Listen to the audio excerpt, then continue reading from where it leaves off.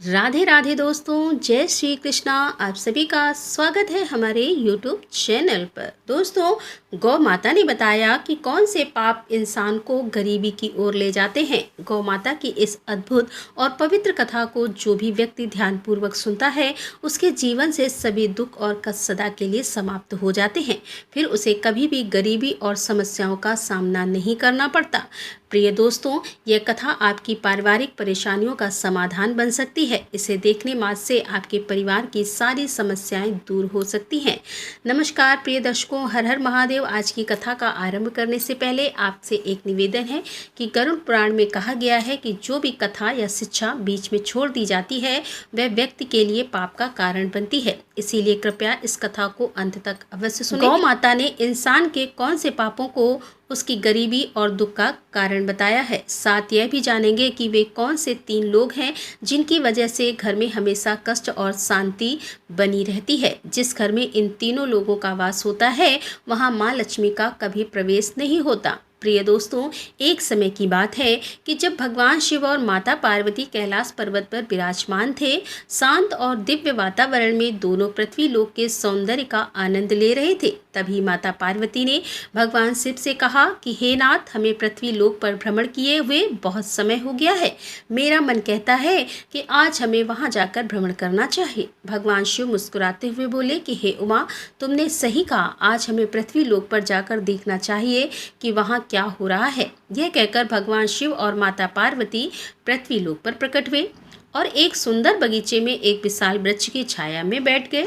वहां चारों ओर हरी भरी घास फैली हुई थी और कई गायें उस घास को चर रही थीं। तभी उसमें से एक गौ माता भगवान शिव और माता पार्वती के पास आकर खड़ी हो गई। गौ माता ने विनम्रता से झुककर कहा कि हे देव, आपके दर्शन पाकर मैं धन्य हो गई। मेरे मन में एक प्रश्न है जिसका उत्तर मुझे अब तक किसी भी संत या ज्ञानी से नहीं मिल सका। कृपया मेरे इस प्रश्न का उत्तर दें। भगवान शिव ने गौ माता से कहा कि पूछो गौ माता, तुम्हारे मन में क्या प्रश्न है। गौ माता ने कहा कि हे प्रभु, इंसान को किस पाप के कारण गरीबी का सामना करना पड़ता है और वह 3 लोग कौन हैं जिनके प्रभाव से घर का सर्वनाश हो जाता है। क्या मनुष्य को केवल उसके भाग्य के कारण अमीरी या गरीबी मिलती है। भगवान शिव मुस्कुराते हुए बोले कि गौ माता, तुम्हारा प्रश्न अत्यंत महत्वपूर्ण है और मैं तुम्हें इसका उत्तर अवश्य दूंगा। यह पूर्ण सत्य नहीं है कि केवल भाग्य ही इंसान गरीबी और अमीरी का कारण होता है। इसके पीछे कुछ अन्य कारण भी होते हैं। गौ माता ने कहा कि हे प्रभु, कृपया मुझे विस्तार से समझाइए। तब भगवान शिव ने कहा कि हे गौ माता, मैं तुम्हारे इस प्रश्न का उत्तर एक कथा के माध्यम से दूंगा, जिससे तुम्हें सब कुछ स्पष्ट हो जाएगा। भगवान शिव ने कथा सुनाना प्रारंभ किया। यह प्राचीन काल की बात है। अवंतीपुर नामक एक नगर था, जहां एक परोपकारी और विनम्र स्वभाव वाला व्यापारी रहता था। उसके 2 बेटे थे जो अपने पिता की तरह ही ईमानदार और दयालु थे। व्यापारी अपने दोनों बेटों के साथ परिवार में सुख शांति से जीवन व्यतीत कर रहा था। व्यापारी ने अपने दोनों बेटों का विवाह धूमधाम से कर दिया। उसकी दोनों बहुएं बेहद समर्पित थीं और घर के सभी कार्यों को मिलजुल कर पूरे उत्साह के साथ करती थीं। दोस्तों, जब व्यापारी की छोटी बहू घर में आई तो ऐसा लगा जैसे उनके घर में स्वयं माता लक्ष्मी ने प्रवेश कर लिया हो। उसके आने के बाद व्यापारी के व्यापार में दुगना लाभ होने लगा। उनके घर में कभी धन या अन्न की कमी नहीं होती थी। घर का वातावरण अत्यंत शांतिपूर्ण और सौहार्दपूर्ण था। व्यापारी के दोनों पुत्र मिलजुल कर रहते थे और दोनों बहुएं भी आपस में बड़ा प्रेम भाव रखती थी। घर का हर कार्य करने से पहले सभी परिवारजन मिलकर सलाह मशवरा करते थे और फिर कार्य आरंभ करते थे। व्यापारी का व्यापार भी दिन प्रतिदिन उन्नति कर रहा था।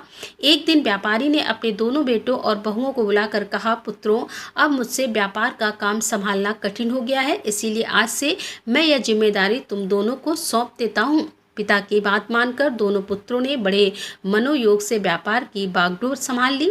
व्यापारी को यह देखकर संतोष होता था उसका परिवार प्रेम से और भाव से रह रहा है। उसके दोनों बेटे व्यापार में निपुणता दिखा रहे थे और दोनों बहुएं भी घर में सुख शांति बनाए हुए थीं। यह सब देखकर व्यापारी निश्चिंत होकर चैन की नींद सोता था।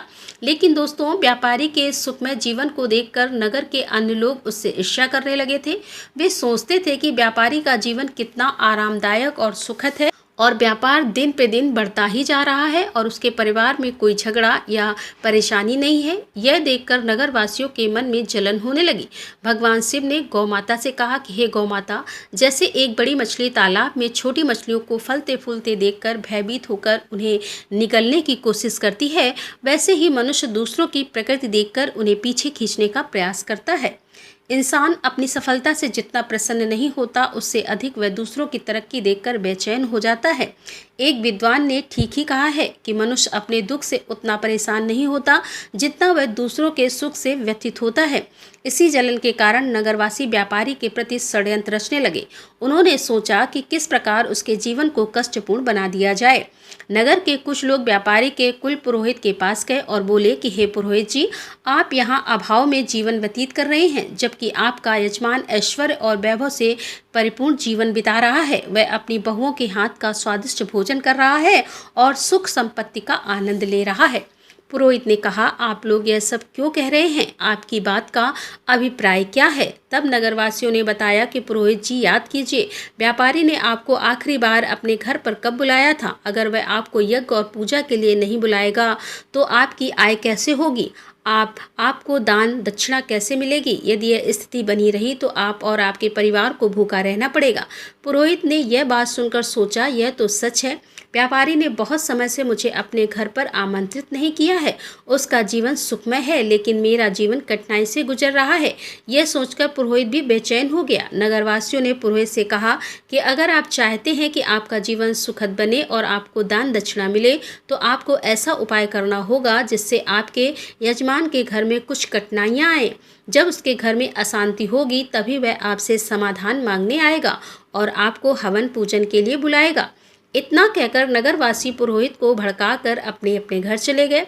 नगरवासियों की बातों से प्रभावित होकर वह पुरोहित चिंता में डूब गया और सोचने लगा कि अब मैं ऐसा क्या उपाय करूं जिससे व्यापारी के घर में कलह और उसके व्यापार में हानि होने लगे। तभी वह पुरोहित अपने गुरु के पास सलाह लेने गया और उनसे कहा कि हे गुरुदेव, कृपया मेरी सहायता करें। यदि आप मेरी मदद नहीं करेंगे तो मेरा परिवार भूखों मर जाएगा। जैसे एक मछली का जीवन तालाब के पानी पर निर्भर करता है, वैसे ही पुरोहित और पंडितों का जीवन उनके यजमान पर आधारित होता है। यदि यजमान के घर में कोई समस्या नहीं होगी और वे हमें पूजा पाठ के लिए नहीं बुलाएंगे तो हमारा गुजारा कैसे होगा? हम धन कैसे अर्जित करेंगे? गुरु ने उसकी समस्या सुनकर कहा कि हे शिष्य, चिंता मत करो, मुझे बताओ कि तुम्हारी समस्या क्या है, मैं अवश्य इसका समाधान करूंगा। पुरोहित ने उत्तर दिया कि हे गुरुदेव, मैं चाहता हूं कि व्यापारी के जीवन में कुछ समस्याएं आए, उसके घर में कलह हो और उसके व्यापार में हानि हो, तभी वह मुझे अपने घर पूजा पाठ के लिए बुलाएगा। गुरु ने ध्यानपूर्वक सुनकर कहा कि हे शिष्य, व्यापारी के सुखद जीवन का मुख्य कारण उसकी छोटी बहू है। वह भगवान विष्णु और माता लक्ष्मी की नित्य पूजा करती है, जिसके कारण उनके घर पर दिव्य कृपा बनी हुई है। जब से वह बहू इस घर में आई है, तब से व्यापारी का जीवन धन धान से परिपूर्ण और सुखमय हो गया है। ऐसी धार्मिक और गुणवान स्त्री जिस घर में होती है, वहाँ कभी अभाव नहीं होता। यह सुनकर पुरोहित ने कहा कि हे गुरुदेव, यदि ऐसा है तो क्या कोई उपाय है जिससे व्यापारी के घर में अशांति और व्यापार में हानि हो सके? गुरु ने कहा, तुम चिंता मत करो, तुम्हें बस एक सरल उपाय करना है। व्यापारी के घर जाओ और उससे एक पीतल का लोटा मांग लो। उस लोटे को अपने घर ले जाकर रख लेना। जब तुम ऐसा करोगे तो कुछ ही समय में व्यापारी के व्यापार में हानि होने लगेगी और उसके घर में कलह शुरू हो जाएगी। उसके बेटे आपस में लड़ने झगड़ने लगेंगे और उसके जीवन में कष्ट बढ़ जाएगा। तब वह तुम्हें अपने घर पूजा पाठ के लिए बुलाएगा। गुरु की सलाह सुनने के बाद पुरोहित ने उनका धन्यवाद किया और अपने घर लौट आया। अगले दिन सुबह स्नान ध्यान करने के बाद वह व्यापारी के घर पहुंचा। व्यापारी उस समय आराम कर रहा था। पुरोहित की आवाज़ सुनकर वह बाहर आया और अपने कुल पुरोहित को देखकर अत्यंत प्रसन्न हुआ। उसने उनका स्वागत किया और कहा, आइए पुरोहित जी, इतने दिनों बाद आपके दर्शन हुए हैं, सब कुशल मंगल है ना? पुरोहित ने जवाब दिया, सब ठीक है, बस इधर से गुजर रहा था तो सोचा कि आपसे मिलता चलूं। फिर वह अपनी मीठी मीठी बातों से व्यापारी को फंसाने लगा। कुछ देर बाद उसने कहा, व्यापारी जी, मुझे थोड़ा पानी दीजिए। व्यापारी पानी लाने के लिए जाने लगा। तभी पुरोहित ने कहा, पानी पीतल के लोटे में लाइए। व्यापारी मुस्कुराते हुए बोला, जैसा आप कहें पुरोहित जी। इतना कहकर व्यापारी अंदर चला गया। उधर उसकी छोटी बहू, जो अत्यंत चतुर और समझदार थी, वह स्वास्थ्य का थोड़ा ज्ञान भी रखती थी। जब उसने देखा कि व्यापारी पीतल का लोटा लेकर जा रहा है तो तुरंत उसके पास आई और कहा, पिताजी, यह लोटा थोड़ी देर के लिए मुझे दे दीजिए, मैं इसे जल्दी ही लौटा दूंगी। व्यापारी ने सहर्ष लोटा उसे दे दिया। छोटी बहू ने उस लोटे का पानी निकालकर अपनी गौ माता को पिला दिया और फिर उसमें नया पानी भरकर लोटा वापस ससुर को दे दिया। व्यापारी ने वह पानी पुरोहित को दिया। पानी पीने के बाद पुरोहित ने कहा, व्यापारी जी, यह पीतल का लोटा बहुत अच्छा है, क्या आप इसे मुझे दे सकते हैं? व्यापारी हंसते हुए बोला, पुरोहित जी, यह तो बहुत छोटी बात है, आप इसे अपने साथ ले जाइए। पुरोहित मन ही मन प्रसन्न हुआ और सोचने लगा कि आज मैंने व्यापारी के सुख चैन का प्रहार कर दिया। पुरोहित लोटा लेकर अपने घर लौट आया और उसे एक कोने में रखकर सोचने लगा, अब कुछ ही दिनों में व्यापारी मुझे बुलाएगा, उसके घर में कलह मचेगा और व्यापार में नुकसान होगा, तब मैं पूजा पाठ करके उससे अच्छी दक्षिणा प्राप्त करूंगा। इन ख्यालों से पुरोहित बेहद प्रसन्न था और बेसब्री से इंतजार करने लगा कि व्यापारी कब से उसे बुलाएगा। दिन बीतते गए, लेकिन 20 दिनों के बाद भी व्यापारी की ओर से कोई बुलावा नहीं आया। पुरोहित थक कर पुनः अपने गुरु के पास गया और बोला, हे गुरुदेव, मैंने आपके निर्देशानुसार व्यापारी से पीतल का लोटा मांग लिया था, लेकिन अब 20 दिन बीत चुके हैं और व्यापारी के जीवन में कोई समस्या नहीं आई है। वह तो पहले की तरह सुख शांति से साथ अपना जीवन व्यतीत कर रहा है। गुरु ने यह सुनकर अपनी दिव्य दृष्टि का उपयोग किया और आंखें बंद करके स्थिति का अवलोकन किया। कि फिर उन्होंने कहा कि हे शिष्य, मैंने पहले ही तुम्हें बताया था कि व्यापारी की छोटी बहू बहुत चतुर और समझदार है, उसे वास्तुशास्त्र का ज्ञान है। जब व्यापारी तुम्हारे लिए पानी लेकर आ रहा था, उसी समय उसकी छोटी बहू ने वह लोटा अपने ससुर से ले लिया, उसमें का पानी गौ माता को पिला दिया। इसी कारण से व्यापारी के घर की सुख समृद्धि वहीं बनी रही और तुम्हारा षड्यंत्र विफल हो गया। गुरु ने आगे कहा, लेकिन तुम चिंता मत करो, मैं तुम्हारे लिए एक और उपाय बताता हूँ। अब तुम व्यापारी के घर जाकर उसकी गौ माता मांग लो। हिंदू धर्म में गौ माता को माँ लक्ष्मी का स्वरूप माना गया है। जिस घर में गौ माता का निवास होता है वह हमेशा सुख और समृद्धि रहती है। जैसे ही तुम व्यापारी की गौ माता को अपने घर लेकर आओगे, उसके घर में दुख और अशांति आने लगेगी। गुरु की बात सुनकर पुरोहित फिर से उत्साहित हो गया। उसने गुरु का धन्यवाद किया और घर लौटकर अगले दिन का इंतजार करने लगा। वह सोचने लगा कि कल सुबह होते ही मैं व्यापारी के घर जाऊंगा और उसकी गौ माता मांग लूंगा, फिर देखता हूँ व्यापारी कैसे सुखी रहता है। अगले दिन सुबह सुबह स्नान करने के बाद पुरोहित सीधे व्यापारी के घर पहुँच गया। व्यापारी ने दरवाजा खोला और अपने कुल पुरोहित को देखकर प्रसन्नता से उनका स्वागत किया। वह उन्हें अंदर लेकर गया और स्वादिष्ट भोजन परोसा। भोजन के बाद व्यापारी ने पूछा, पुरोहित जी, आज आपको आगमन का क्या कारण है? सब कुशल तो है? पुरोहित ने दुख भरे शब्दों में कहा, व्यापारी जी, इस समय मैं बहुत कठिनाई में हूँ। मेरे घर की गौ माता ने दूध देना बंद कर दिया है और मेरे छोटे बच्चे को दूध की अत्यंत आवश्यकता है। उसकी उम्र ऐसी है कि बिना दूध के वह जीवित नहीं रह सकता। इसीलिए मैं आपसे मदद मांगने आया हूँ। अगर आप मुझे अपनी गौ माता दे दो तो यह आपका बहुत बड़ा उपकार होगा। पुरोहित की करुणा भरी बातें सुनकर व्यापारी सोचने लगा कि ये हमारे कुल पुरोहित हैं, इनकी सहायता करना एक पुण्य का कार्य होगा, गौदान से मुझे बड़ा फल मिलेगा। ऐसा विचार कर व्यापारी ने कहा, पुरोहित जी, आप चिंता न करें, मैं आपको गौ माता दे देता हूँ। व्यापारी गौ माता को लेने के लिए जाने लगा।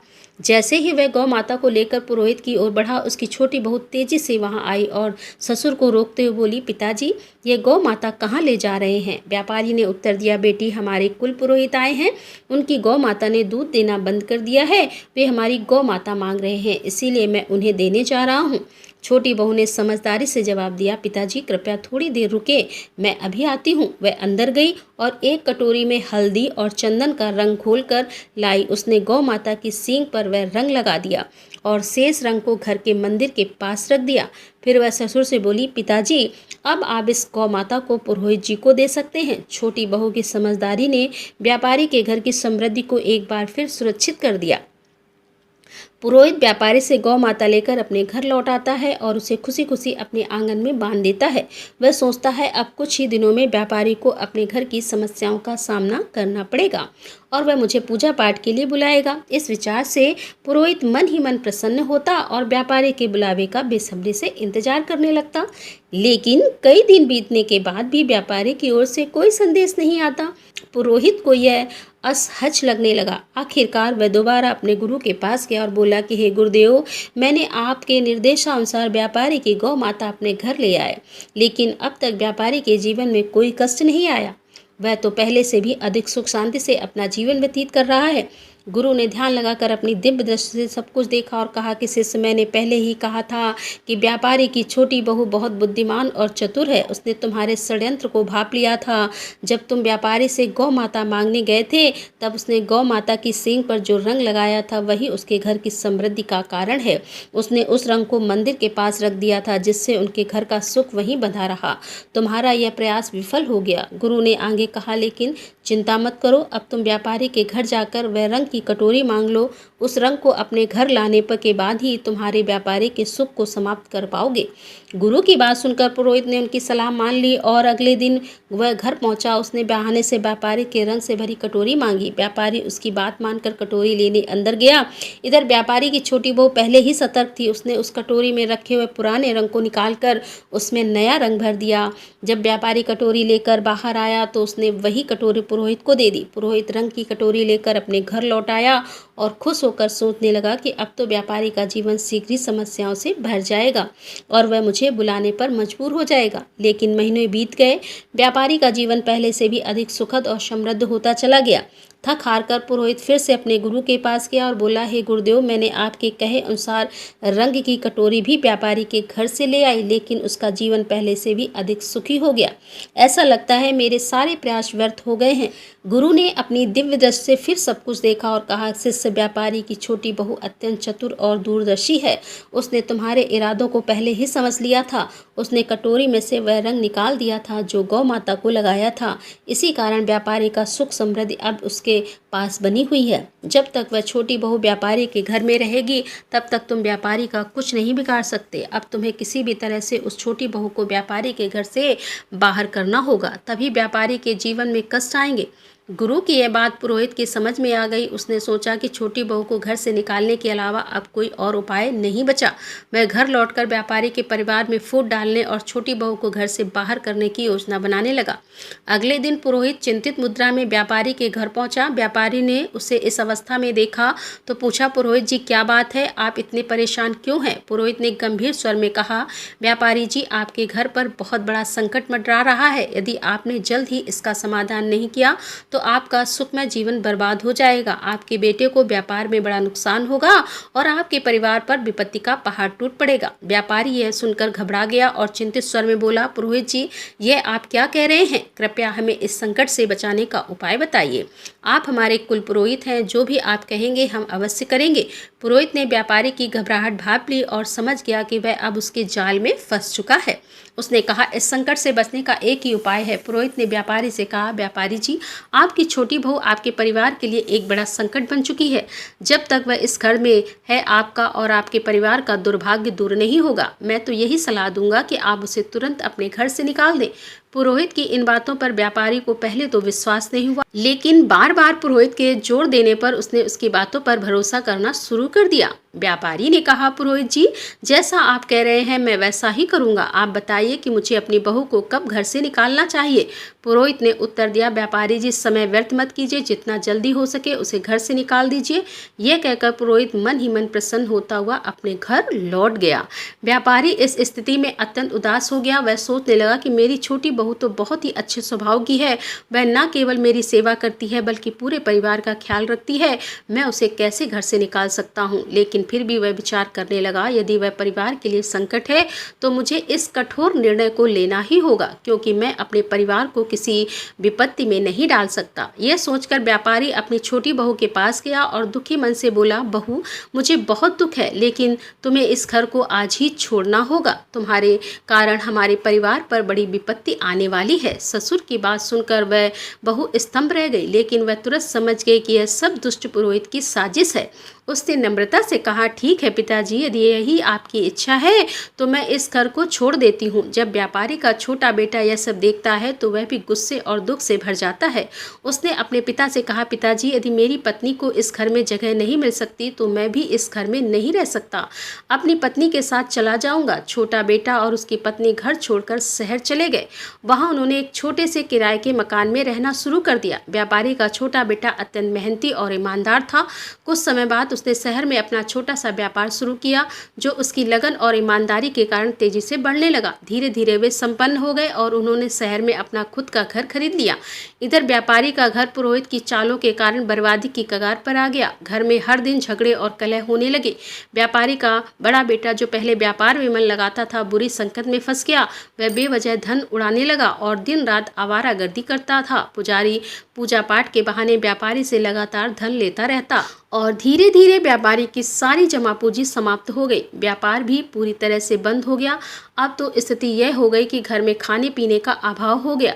नगरवासी व्यापारी की दुर्दशा देखकर हंसते और ताने मारते उसकी दशा का मजाक उड़ाया जाता। यह सब देखकर व्यापारी को आत्मग्लानि होने लगी। उसने सोचा, मेरी जिंदगी अब किसी काम की नहीं रह गई। आत्महत्या के अलावा मेरे पास और कोई रास्ता नहीं बचा। इस विचार के साथ वह नदी की ओर बढ़ चला, लेकिन रास्ते में उसकी भेंट एक तेजस्वी संत से हुई। संत के मुख पर दिव्य तेज था, माथे पर चंदन का टीका था, लंबे केस उन्हें अद्वितीय बनाते थे। संत को देखकर व्यापारी ने उन्हें प्रणाम किया और उदास होकर आगे बढ़ने लगा। संत ने कहा, हे पुत्र ठहरो, तुम्हें इतनी चिंता क्यों हो रही है, क्या बात है? व्यापारी ने रुककर संत के समक्ष अपना पूरा हाल सुना दिया। उसकी बातें सुनकर संत ने तुरंत स्थिति को समझ लिया। संत बोले, हे पुत्र, तुम्हारे जीवन में सभी परेशानियां उसी दिन से शुरू हुई जब तुमने अपनी छोटी बहू को घर से निकाला। संत महात्मा ने व्यापारी से कहा, हे पुत्र, तुम्हारे घर में यह संकट उसी दिन से शुरू हुआ जब तुमने अपनी छोटी बहू को घर से निकाला। वह साक्षात माता लक्ष्मी का स्वरूप है। उसकी भगवान के प्रति निष्ठा और नित्य पूजा पाठ के कारण तुम्हारे घर में सुख समृद्धि थी। संत की बातें सुनकर व्यापारी को अपनी भूल का एहसास हुआ। वह तुरंत शहर गया और अपने छोटे पुत्र के घर पहुंचकर अपनी बहू के समक्ष हाथ जोड़कर क्षमा मांगते हुए बोला, बहू, मुझे माफ कर दो। मैंने उस दुष्ट पुरोहित की बातों में आकर तुम्हें घर से निकाल दिया, लेकिन सच्चाई यह है कि तुम हमारे परिवार की लक्ष्मी हो। जब तक तुम घर में थी सुख और शांति बनी रही, लेकिन तुम्हारे जाने के बाद से हमारा घर कलेश और दुखों से घिर गया। हमारा व्यापार पूरी तरह से ठप हो गया है। ससुर की यह बात सुनकर छोटी बहू ने विनम्रता से कहा, पिताजी, आप चिंता ना करें, मैं तुरंत घर लौटती हूँ।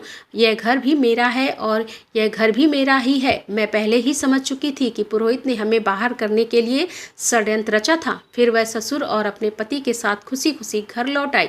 मित्रों, इस संसार में कई लोग होते हैं जो दूसरों की खुशियों से जलते हैं और उन्हें बर्बाद करने का प्रयास करते हैं, लेकिन यह हम पर ही निर्भर करता है कि हम किसकी बातों पर भरोसा करते हैं और कैसे निर्णय लेते हैं। यदि हम गलत लोगों की बातों में आकर अपने ही परिवार को तोड़ेंगे तो निश्चित रूप से हमारा घर बर्बाद हो जाएगा और हमारी स्थिति दयनीय हो जाएगी।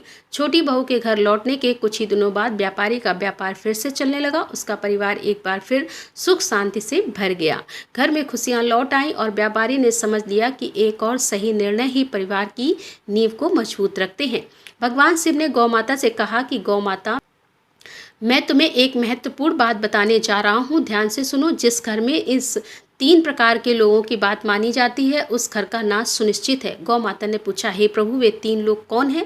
भगवान शिव ने कहा, पहला, जिस घर में अहंकारी और दुष्ट स्वभाव वाले व्यक्ति की बात सुनी जाती है, वहाँ निश्चित रूप से विनाश होता है। दूसरा, जिस घर में लालची, कुटिल और अनैतिक आचरण वाली स्त्री का प्रभाव हो, वहाँ धन कभी नहीं टिकता और वह घर सदैव दरिद्र रहता है। माता लक्ष्मी ऐसे घर में प्रवेश नहीं करती। तीसरा, जिस घर में बाहरी व्यक्तियों की बातों को अधिक महत्व दिया जाता है और उनके कहे अनुसार घर चलता है, वह घर भी बर्बाद हो जाता है। भगवान शिव ने आगे कहा कि हे गौ माता, तुम्हारा दूसरा प्रश्न था कि मनुष्य किस पाप के कारण गरीब या अमीर बनता है। तो सुनो, गीता में भगवान श्री कृष्ण ने कहा है कि मनुष्य को कभी भी अपने विवेक, परिश्रम, बुद्धि और उद्यम पर संदेह नहीं करना चाहिए। उसे सदैव सत्य और धर्म के मार्ग पर चलते हुए निरंतर कर्म करना चाहिए। जो व्यक्ति अपने आप पर संदेह करता है और असत्य का साथ देता है, वह कभी भी सफलता प्राप्त नहीं कर सकता। गरीबी और अमीरी जीवन की धुरी है। जो मनुष्य निरंतर प्रयास करता है और अपने कर्मों का विश्वास रखता है, वह निश्चित रूप से गरीबी के दलदल से बाहर निकल आता है। गौ माता ने यह सुनकर कहा कि हे प्रभु, आपके मुख से यह कथा सुनकर मैं धन्य हो गई। प्रिय भक्तों, यह कथा हमें सिखाती है कि सच्चाई, ईमानदारी और विवेक का अनुसरण करना ही जीवन की सच्ची सफलता का मार्ग है। इस कथा के बारे में आपकी क्या राय है? कृपया अपनी अमूल्य टिप्पणियां हमें कमेंट बॉक्स में जरूर लिखें। राधे राधे, जय श्री कृष्णा, हर हर महादेव, जय भोलेनाथ।